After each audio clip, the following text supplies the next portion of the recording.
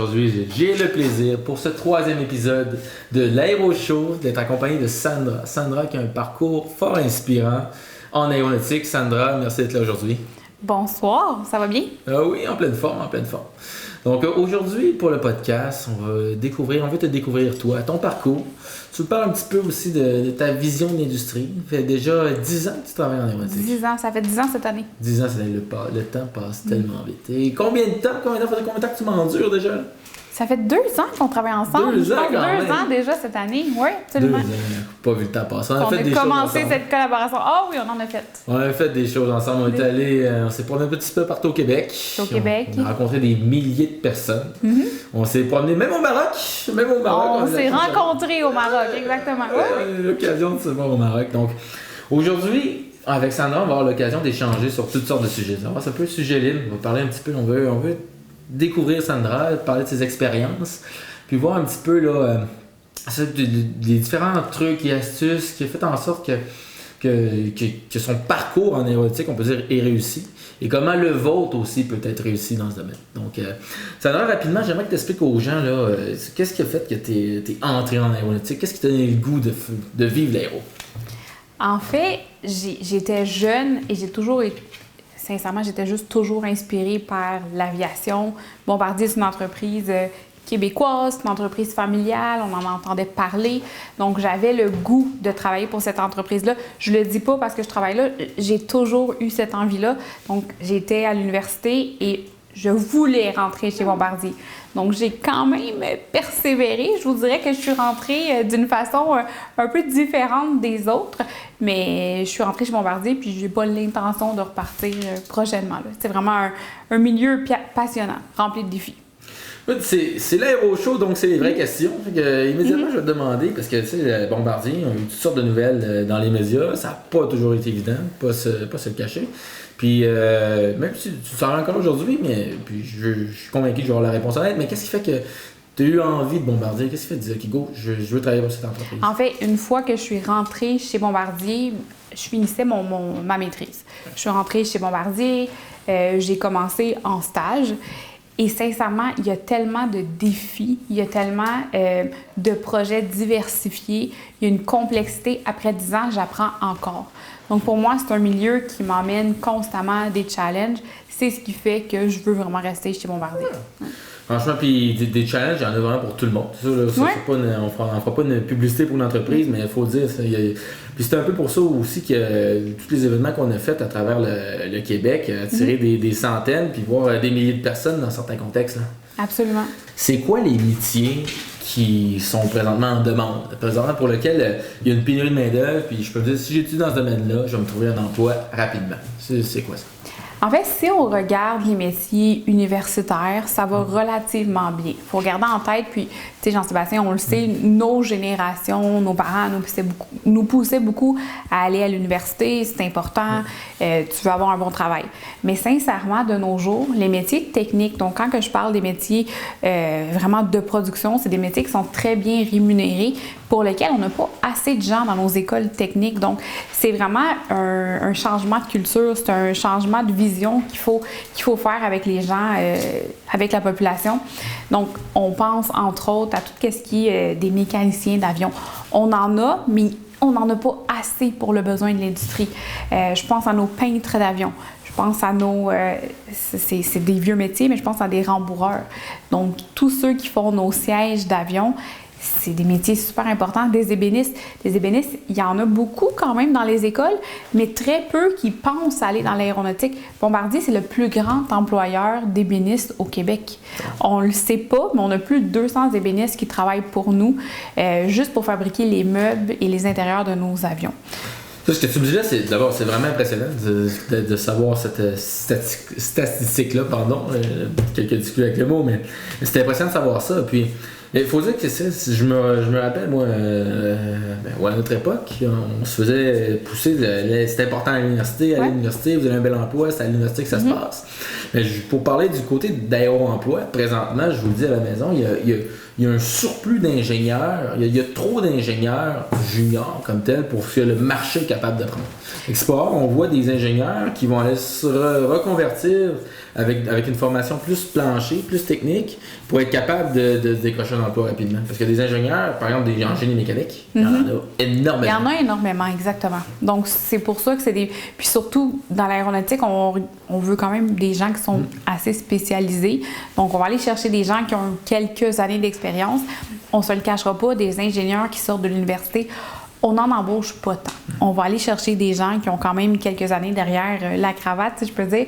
Par contre, sur les métiers, vraiment sur l'avion, les métiers manuels, on embauche les gens qui sortent directement de l'école. Puis, il y a de ces gens-là qui décident par la suite de poursuivre leur étude, de s'en aller vers des postes d'agent méthode, vers des postes de gestionnaire. Donc, il y a des possibilités d'évolution par la suite. Mais comprendre ce qui se passe sur le terrain, comprendre réellement la partie technique, c'est une base, puis c'est réellement essentiel. Oui, puis c'est malheureux que le constat qu'on peut en faire du gouvernement pas, c'est que les parents ont tellement poussé pour aller vers l'université que là, ça a créé un vide au niveau des métiers de la production. Puis c'est non négligeable. Vous pouvez avoir une très très belle vie en travaillant, puis il y a des salaires parfois. C'est pas grave de faire des salaires qui sont plus élevés en travaillant en production qu'en décrochant un bac en administration, par exemple. Absolument.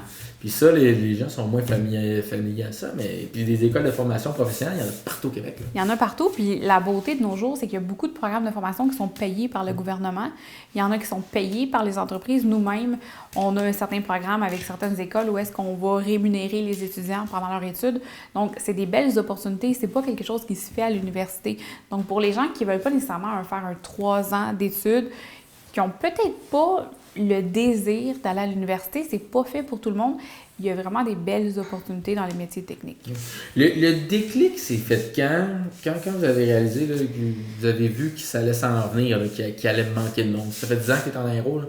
Est-ce que là, c'est pire que jamais? C'est quelque chose qu'on n'a pas vu venir? On dit, oh, c'est surprise, il manque de monde dans les métiers techniques? Ou c'est quelque chose que ça fait quand même un certain temps qu'on voit la problématique venir? Le problème, la pandémie. En fait, la pandémie est arrivée, puis ça on a comme caché le problème pendant à peu près 3 ans. Donc, c'est comme 3 ans qu'on a perdu où est-ce qu'il y avait peu de gens qui rentraient dans les écoles techniques, donc peu de gradués qui arrivaient sur le marché. Donc, ce 3 à 4 ans-là, il y a vraiment un trou qui s'est creusé. Donc, pas vraiment de nouveaux gradués qui arrivaient sur le marché, mais de plus en plus de gens qui étaient éligibles et qui partaient à la retraite. Donc, à ce moment-là, les gens partent, mais on n'a personne pour les remplacer. Donc, c'est comme si c'est vraiment ce moment-là où est-ce qu'il y a un trou qui s'est creusé, puis réellement, on n'a pas été capable de le remplir avec la main-d'œuvre nécessaire. Donc, c'est la COVID qui... j'en dis la COVID, c'est cette gap de temps-là. C'est le gap de temps de la COVID, où est-ce qu'il n'y avait pas autant de programmes scolaires qui roulaient, l'aéronautique était pas en croissance. Je veux dire, beaucoup de gens n'avaient pas de travail pendant ce temps-là. Les compagnies étaient au ralenti. Donc, c'est un petit peu plus difficile. C'est sûr que c'était pas un domaine qui était attrayant à ce moment-là pour les gens. Parce que ma perception, c'est que si cette COVID-là n'aurait pas existé, probablement que les écoles techniques auraient continué à avoir une constance dans leur programme. Puis ce 3-4 ans-là qu'on a perdu, on ne l'aurait pas perdu.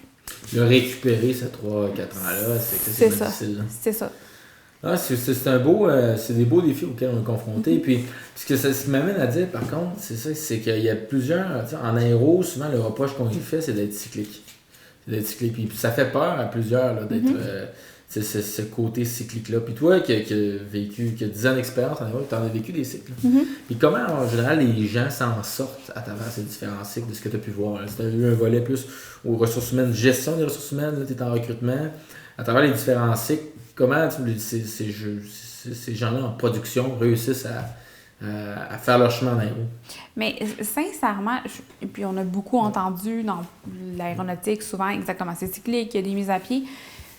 Mais de ce que j'ai vu chez Bombardier, malheureusement, il peut y avoir des mises à pied dans certains métiers, mais il y a d'autres métiers qui étaient en accélération. Donc, je veux dire, il y a toujours la partie recherche et développement qui, à un moment, il y a une baisse dans un secteur, mais il y a un autre secteur qui va réaugmenter pour venir compenser.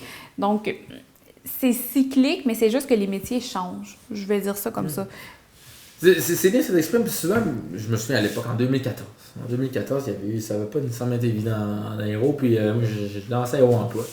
Puis ce que j'exprimais aux gens aussi, c'était, il y a des phases dans un avion. Il y a la phase d'ingénierie, parce que là, ça prend davantage. C'est exactement ça. Il y a des phases de production. Ouais. Et c'est un peu, puis le parallèle à grande échelle, c'est un peu comme la construction d'une maison.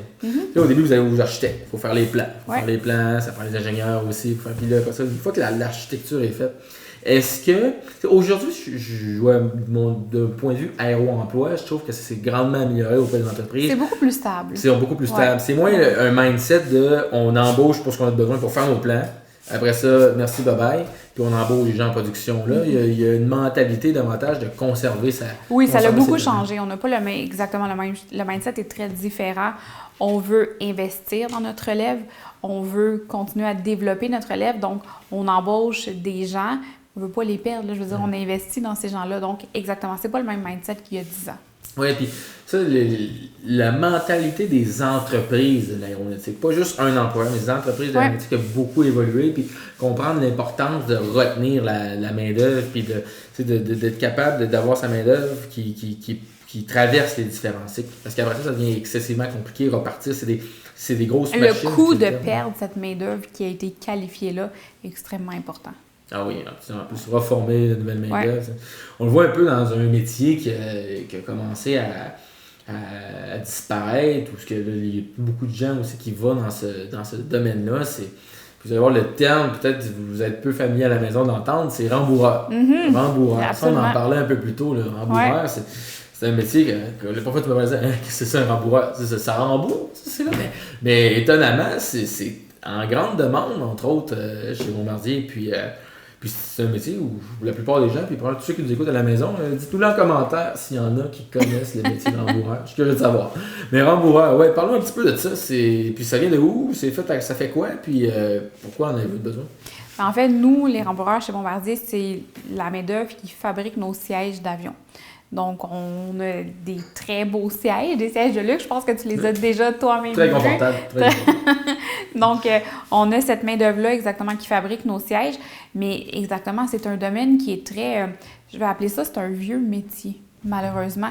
C'est un métier qu'on n'entend plus beaucoup parler. Beaucoup de nos produits au Québec sont faits à l'extérieur aussi du Québec. Donc, et quand on pense à nos sofas, nos divans, ça ne vient pas nécessairement ici du Québec. Donc, c'est pas une population qui est réellement active sur le marché. C'est souvent des gens aussi qui sont à leur compte, qui sont leurs propres entrepreneurs. Ils font des petits jobs, je vais appeler ça la fin de semaine. Mais c'est une population qui est de moins en moins présente et qui a très peu de relève. Donc, dans nos écoles, on regarde au Québec, très, très peu de programmes de rembourreurs roulent et ceux qui roulent, ils ont très peu d'étudiants. Quand on pense qu'on a, en fait, pour être honnête avec toi, d'ici les 5 prochaines années, on a environ 40 % de cette population-là chez nous qui va se retraiter. Donc, c'est énorme. Donc, tu sais, dans 5 prochaines années, il y a 40 % de ton monde qui part. Qui sont éligibles, qui peuvent partir, exactement, dans ces métiers-là. Et là, fait que ça expose Bombardier à un risque important là, d'être. Puis souvent, ce qui arrive quand les compagnies n'ont plus la main-d'œuvre ici, ça, je parle du volet du côté aéro-emploi, c'est là, on cherchait à aller dans des régions où ils sont capables de trouver la main-d'œuvre. Puis soit on recrute à l'international, comme on parlait un peu plus tôt, ou sinon on va carrément exporter le travail dans des endroits où on est capable de faire les tâches qui sont requises. C'est sûr qu'il y a des entreprises qui vont aller vers cette option-là. Ouais. Puis ce qui est malheureux, parce que là, c'est des compétences, c'est de l'expertise qui se perd ici au Québec. Là. Puis là, pour pallier à ça, il y a entre autres le recrutement international. Oui. Ça, puis là, il y en a plusieurs qui. Là, actuellement, c'est plus d'actualité que jamais. Ils disent qu'il faut qu'on arrête. Il y a certains qui disent qu'il faut qu'on ait trop accueilli de gens. On peut plus recruter au Québec, on peut plus accueillir davantage d'immigrants. C'est un sujet chaud, je veux dire, qui suscite les passions. Mais d'un point de vue de l'employeur, j'aimerais ça que tu t'expliques aux gens comment ça se passe. Parce que c'est une entreprise comme la tienne, quand on accueille des gens, d'abord, il y a aller les chercher, mais aussi il y a les accueillir. On les laisse pas voici perdus dans la nature, là, puis débrouillez-vous. Là, il y a un encadrement, puis les gens qui viennent ici, d'abord, apportent à la société, sont un ajout fort intéressant, fort important. Là, sont une belle valeur ajoutée. Puis, j'aimerais que tu nous parles un petit peu dans le contexte où quand il nous manque de monde, on n'a pas le choix de se retourner vers le recrutement international, bien, comment ça se passe? En fait, on l'a fait à quelques reprises dans la dernière année. On va aller chercher des gens qui ont une belle expertise, mais il ne faut pas se cacher la difficulté. En fait, il ne faut pas négliger la difficulté d'intégrer ces gens-là. Je ne dis pas que c'est impossible, on le fait, on en a accueilli plusieurs dizaines, mais à ton point, on ne peut pas les laisser seuls. Donc, souvent, la culture est différente. Ces gens-là arrivent, ils ne connaissent pas l'environnement de travail, les façons de travailler sont différentes, littéralement, les conditions de travail sont très différentes de ce à quoi ils sont habitués. Donc, ça demande un encadrement, mais ça demande aussi beaucoup de support à nos équipes de gestion. Ça demande de la formation à nos employés sur le plancher pour qu'ils soient capables d'être ouverts, d'intégrer ces gens-là. Donc, c'est une belle stratégie, mais ça ne peut pas être ta seule stratégie pour combler tes besoins. Il y a les enjeux de temps, le temps que ça prend pour faire venir ces gens-là ici. On parle actuellement, puis le gouvernement est en train vraiment de resserrer ses règles côté immigration. Donc, on parle de délais d'environ 9 à 12 mois dans certains pays. Donc, ça demande extrêmement une bonne planification de la main-d'œuvre requise. Tu ne peux pas dire demain matin, j'ai besoin de 15 personnes de tel métier, va me les chercher à l'extérieur. OK, mais tu vas les avoir dans à peu près 9 à 12 mois. Donc, c'est à considérer. Donc, il y a des beaux avantages. Tu vas chercher une main-d'œuvre qui est qualifiée, qui a plusieurs années d'expérience. Par contre, il y a le défi de les intégrer qui n'est pas à négliger. Parce qu'on ne se le cachera pas, il y a quand même un écart culturel avec certains profils. Parce que ça, actuellement, le reproche, ça a été, souvent on dit, ils prennent ça s'occupe les logements ou il faut les prendre à charge. Quand j'arrive ici, il faut les prendre à charge. Ça coûte cher à l'État, puis tout ça. Mais non, en fait, quand un travailleur étranger arrive ici, mais il reçoit le même salaire. Il ne coûte pas plus cher à l'État. Je veux dire, il reçoit le même salaire qu'un employé qu'un Québécois, dans le fond. Ouais. Oh, oui. Exactement. Puis après ça, du côté, je me souviens, toi, t'es allé au Maroc pour aller les voir. Mm-hmm. Tu as suivi le processus, est très serré. Là. Je veux dire, t'es allé au Maroc les rencontrer. Ouais. Après ça, t'es allé ici, t'es accueilli. Après ça, il y a des organismes pour les rediriger, pour s'assurer que ça se passe bien, puis que l'expérience soit intéressante pour eux, puis à l'interne aussi que ça se passe bien. Oui. Fait que ça, c'est sûr que je pense que t'es un exemple à suivre, puis c'est peut-être pas tous les employeurs qui suivent cet exemple-là, mais puis de votre côté, as-tu un chiffre après combien de gens que vous accueillez, que vous recrutez à l'international chaque année? Ça varie à chaque année. Je te dirais qu'on est entre le 75 et 100. Ah, 75. OK, sur quoi, combien d'employés on est à Montréal, on est environ 8000. 8 sur 8000 employés. Donc, ça reste une infime partie du... C'est 1% à peu près. 1%, là. Ouais. Est-ce qu'il y a aussi s'il y a des limitations? Je pense que oui, il y a un nombre limite d'employés qui peuvent être recrutés auprès d'une entreprise en termes de recrutement international, ou je pense que c'est 10%. Je suis pas certaine. Je ne veux pas m'avancer. On a vraiment nos équipes à l'interne qui gèrent cet aspect-là. Mais on est très bien dans nos ratios présentement. Là. Fait qu'on s'avancera pas là-dessus. Alors, mais, puis l'autre point qui m'amène si on parle de recrutement international, c'est que comment le processus se fait? C'est-à-dire, quand tu es là-bas, par exemple, tu es allé au Maroc. Comment ça s'est passé? Tu vas là-bas, tu dis, regarde, on s'en va au Maroc, on rencontrera qui qu'on rencontrera. Comment ça se passe? Là? Ça demande une très bonne planification. Donc, en fait, avant même de cibler le pays, il faut comprendre où est-ce qu'elle est l'expertise qu'on recherche. Donc, ça demande quand même un peu de recherche préalable. Puis, ça demande d'avoir trouvé les candidats aussi. Je veux dire, tu peux pas... Moi, je me vois très mal dire à mon organisation, je vais aller dans tel pays, recruter tel métier, mais j'ai fait aucune recherche, j'ai aucune idée, j'ai pas de candidats sur place. Donc, quand je passe, parce que j'ai déjà des candidats identifiés, c'est prévu, on va les rencontrer, on a des entrevues, on a des tests pratiques pour s'assurer que cette main-d'œuvre-là est qualifiée, parce que faire immigrer quelqu'un de son pays au Québec, s'il n'y a pas les qualifications requises, puis qu'on décide finalement qu'on ne peut pas le garder, mais ça a beaucoup d'implications pour la personne aussi. Puis, c'est intéressant. Puis là, ce que ça vient à dire, on a ouvert une branche sur le recrutement international, puis à la maison, je vous donne un petit scoop. Sandra fera une conférence sur la gestion d'équipe à distance, ce qui m'amène à parler parce qu'on a recruté... On est à un faible pourcentage de recrutement, 1% d'employés qui sont recrutés ici sur le marché local. Cependant, Bombardier, c'est en Ontario, c'est à Montréal, mais c'est également en Ontario. Il y a une importante présence. Puis toi, tu gères des équipes Québec, Ontario. Est-ce qu'il y a d'autres installations un peu... J'ai une de mes employés qui est au Mexique.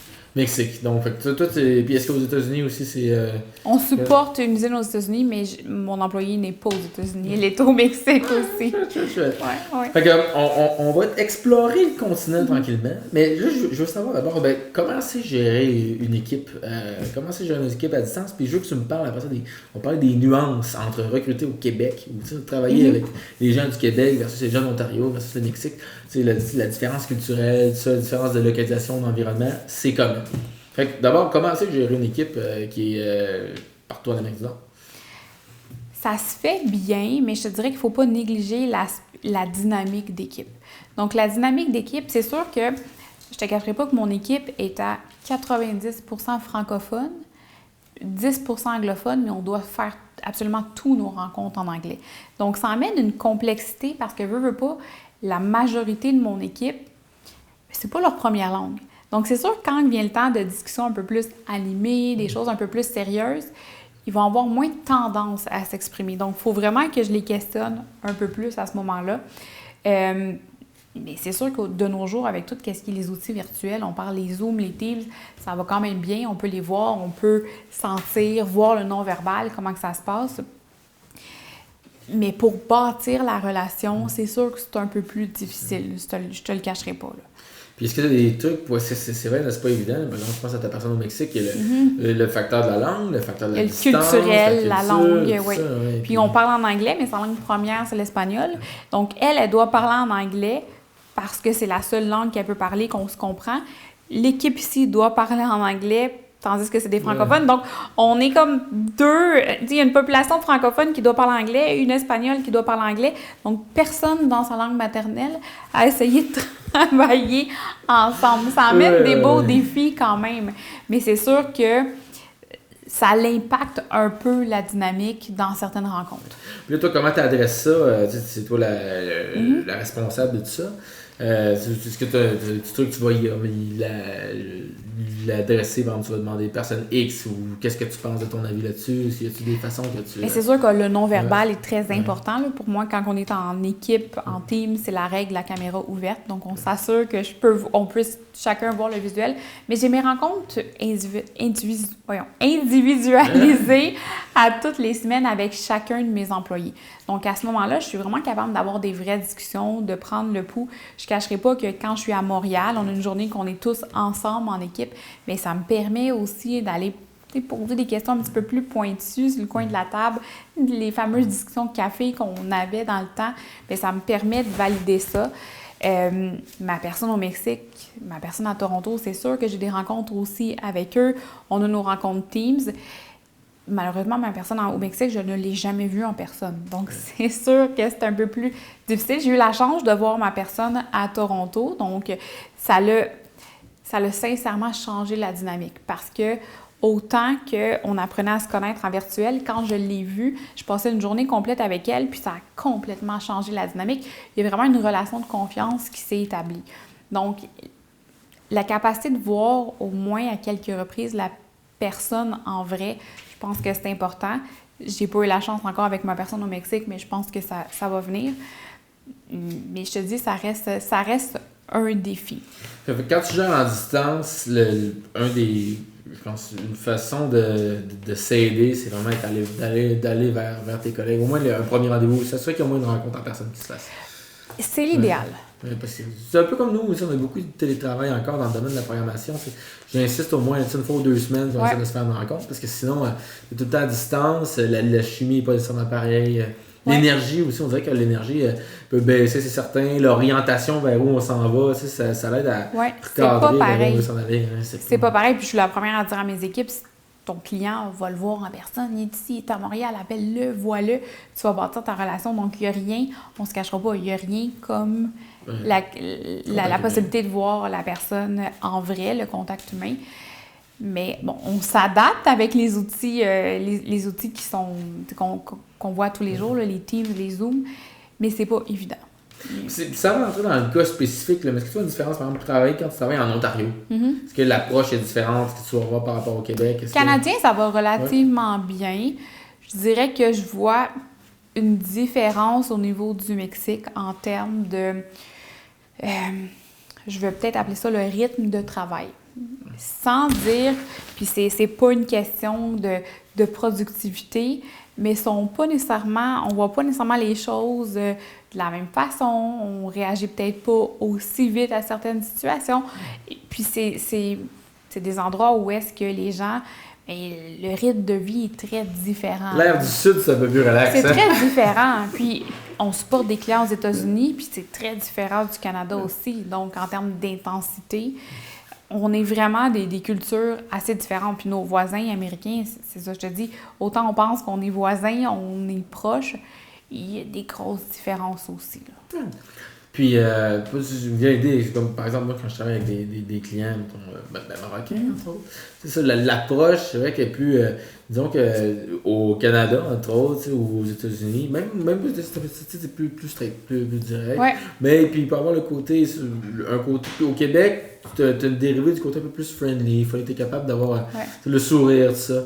Puis, mais tu vois, au Maroc, carrément, c'est que là, il faut que tu tisses ou juste le milieu, le pays du Maghreb ou certaines régions arabes, vraiment, c'est la relation qui est à développer avant le produit. Oui. Puis mettre davantage le focus, c'est ça, sur développer la relation, s'assurer que la relation soit bonne. Puis après ça, une fois que c'est établi, ben là, on va pouvoir présenter le produit. On a essayé de faire quelques partenariats au Maroc, par exemple, avec des écoles pour tester nos gens. Et sincèrement, le temps pour mettre en place la relation, c'est pas que tu les appelles une fois ou tu leur envoies un courriel et ils te répondent. C'est un peu de l'acharnement pour avoir une réponse parce qu'ils veulent, j'ai l'impression qu'ils veulent sentir que tu es sérieux dans ce que tu demandes. Puis à ce moment-là, c'est correct. Ils vont avoir une rencontre, ils t'écoutent, puis ils vont être super ouverts une fois que tu as commencé à bâtir la relation. Ah oui, hein. Puis ça, toi, tu as développé des relations dans un contexte de recrutement, même dans un contexte d'affaires. C'est un peu ça dans ces régions-là du monde. Il faut être...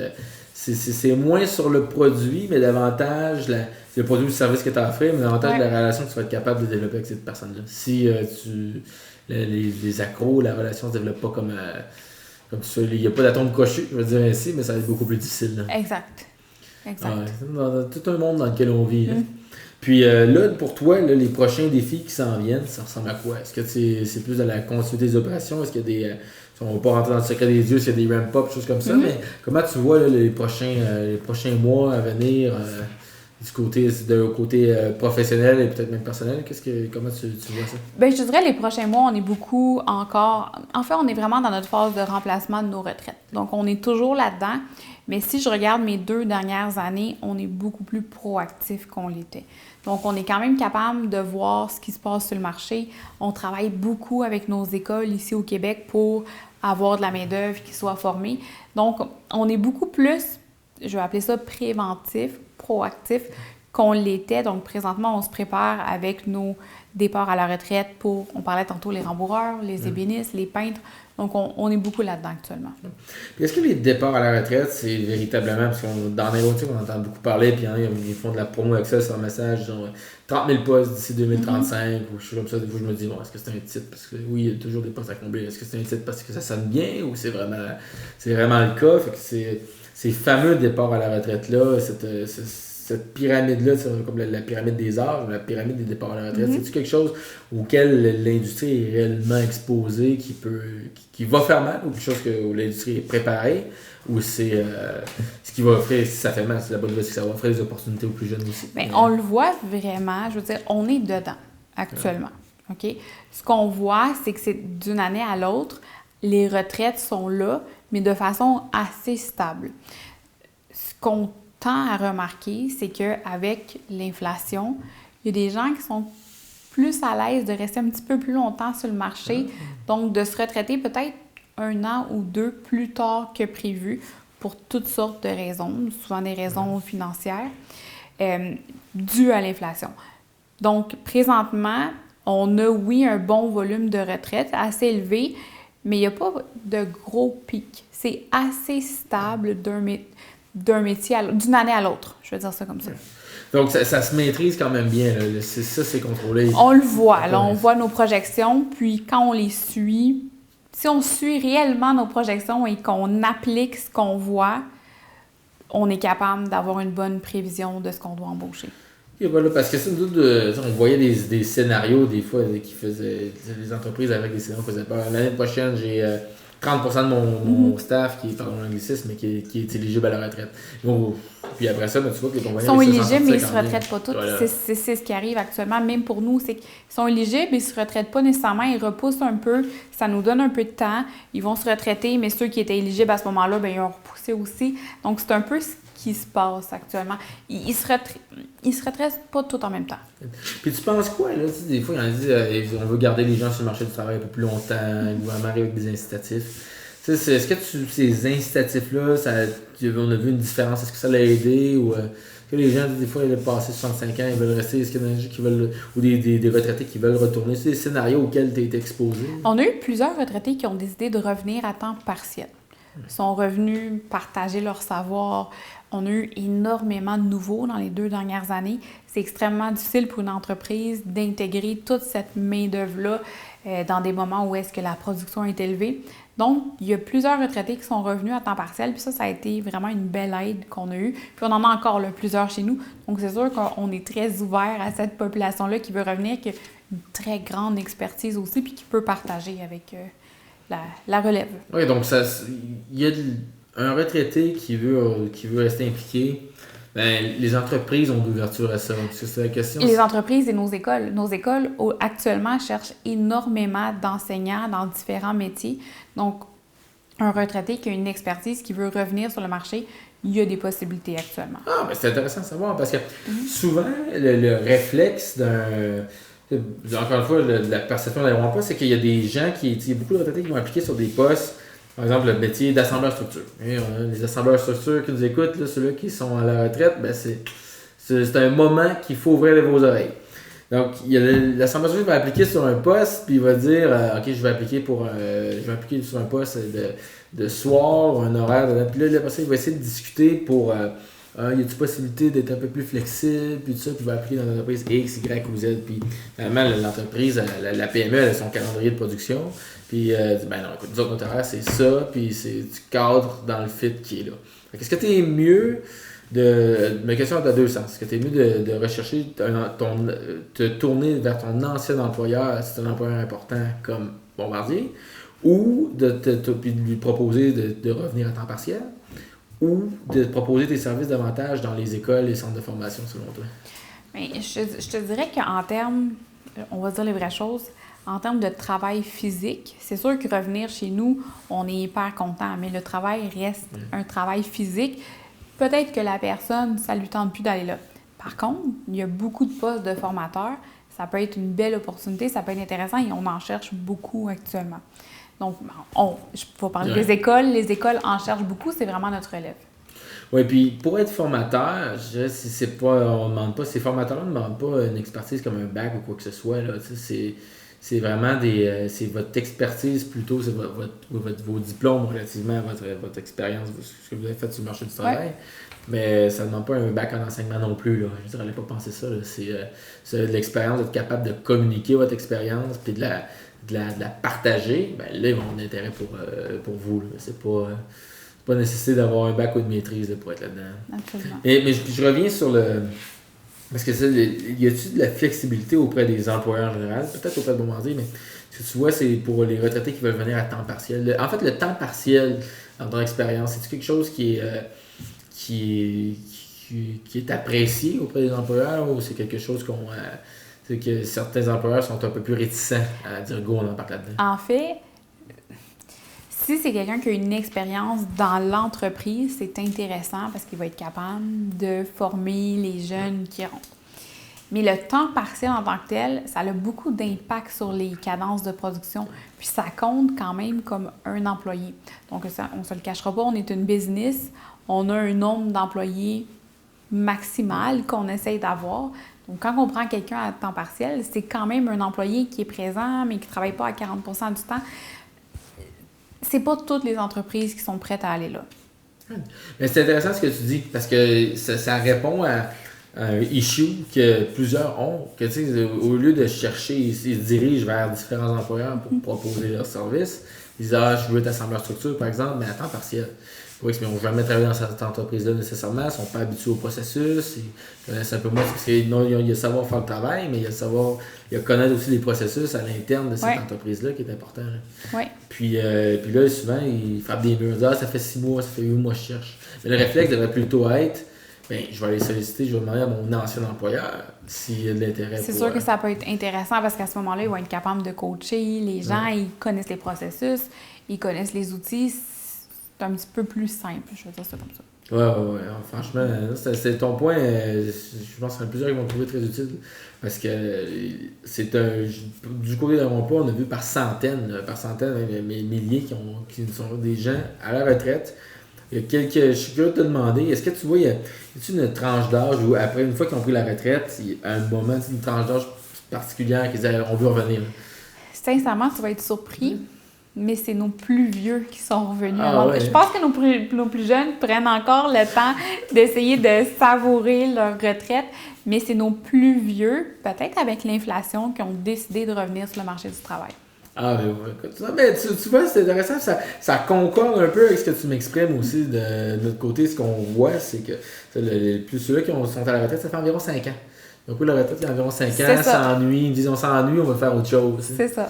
Mais là, au moins, ils ont une piste intéressante à explorer pour trouver. Puis nous, on les reveut là, sur le marché. C'est une belle expertise pour les jeunes qui arrivent d'avoir vraiment cette richesse-là d'expertise qui est capable de venir partager ou de les avoir dans nos écoles aussi. Je veux dire, nos écoles en cherchent de la main-d'œuvre actuellement. Bon, mais c'est noté, la caméra, c'est noté. Regardez, vous avez 5 ans, vous êtes à la retraite, vous avez envie de revenir. Mais voici, vous avez une belle opportunité qui se présente à vous. Puis, on revient, Sandra, sur. On a parlé des départs à retraite. Puis là, je veux parler pour ceux qui veulent entrer chez vous. C'est entrer ou en aéro. Mais tu peux parler de ton processus à toi, parce qu'il y en a certains qui peuvent nous dire ça prend du temps à être contacté, tout ça. Comment ça fonctionne, un processus de recrutement général? Est-ce que tu vois, ça peut être ton entreprise à toi, mais aussi les entreprises de moyenne à grande taille en aéronautique. On peut s'attendre à quoi là, en termes de processus puis les délais auxquels on peut t'exposer? En fait, d'un métier à l'autre, les délais sont différents, mais en moyenne, pour un poste, le délai est d'environ... Le délai du moment où est-ce que le poste s'ouvre jusqu'à ce qu'il soit comblé, c'est entre 90 et 120 jours. Okay? Donc, ça, c'est une moyenne quand même dans l'industrie pour des postes normaux. Donc, c'est normal qu'on ne soit pas toujours rappelé si rapidement. Par contre, il faut se rappeler qu'on est une industrie très réglementée. Donc, on peut appliquer sur le poste, mais il n'y en a pas nécessairement les qualifications requises. À ce moment-là, malheureusement, la personne ne sera peut-être pas recontactée. Il y a toutes sortes d'écoles toutes sortes de programmes que les gens peuvent suivre pour joindre l'aéronautique. Des programmes de 9 mois, c'est très rapide. Par contre, c'est ça, sans qualification, c'est sûr que c'est peut-être un petit peu plus difficile de rentrer dans l'industrie. Et le chiffre à retenir, c'est que ça peut prendre 90 jours le processus au complet. 90 à 120 jours, mais il faut que la personne ait quand même les qualifications requises. Non, c'est fort intéressant ce que tu as. Puis y a-tu des trucs pour se préparer? Comme là, on a un présentement qui est dans une connaissance dans un processus pour un poste de chef des opérations. Mm-hmm. Et puis il dit c'est un Français, il s'est résidence permanente arrivé ici. Puis là, il dit mais là, en aéronautique, c'est tout le processus des références. Mm-hmm. Par exemple, ces références n'étaient pas préparées. Fait que là, juste contacter les références, ça prend du temps aussi. Ça compte dans 90 jours. C'est quand vous donnez des références, assurez-vous que ces références-là soient relativement faciles à rejoindre. Et au courant. Et au courant. Oui. Et au courant, parce que parfois, là, c'est pénible. Là, c'est pénible. Puis là, ce qui fait que vous étirez le processus. Puis il y a beaucoup d'administration. Ça peut sembler lourd, mais c'est important de s'assurer que vous avez vos diplômes, s'assurer que vous avez tout le volet administratif. Là, On est réglementé, exactement. Donc, on va demander les diplômes, il va y avoir des vérifications d'antécédents. Des références, tout ça. Donc, c'est sûr qu'il y a des étapes à compléter. Donc, faites pas le saut. L'aéronautique, c'est un domaine qui est merveilleux, mais pour y rentrer, ça prend un peu de temps, mais croyez-moi, ça vaut la peine. Vous voyez déjà, Sandra, 10 ans dans ce domaine. Je savais pas qu'on Et je suis rentrée en 2014. Tu te rappelles ce que tu me disais au début? 2014 a été une année difficile. Je suis rentrée en 2014 et je suis toujours là. Et voilà, je suis toujours là. Okay. 10 ans de succès. Voilà. Je savais pas qu'on pouvait commencer à l'âge de 10 ans chez Bon Marché. Ouais. Absolument. Voilà, mais Sandra, écoute, le temps passe si vite, c'est déjà la fin du podcast. On va te souhaiter au moins 10 autres belles années Merci. en aéronautique, qui sait pas plus. Puis on souhaite encore des belles années de collaboration. À la maison, merci d'avoir été là. Écoutez, encore une fois, un podcast passionnant, Sandra. Vous avez beau contenu, très enrichissant. Puis on vous invite à les consulter sur toutes les plateformes. Puis on se dit à la prochaine pour un prochain podcast. Sandra, merci infiniment. Bonne soirée. Bonne soirée à tous.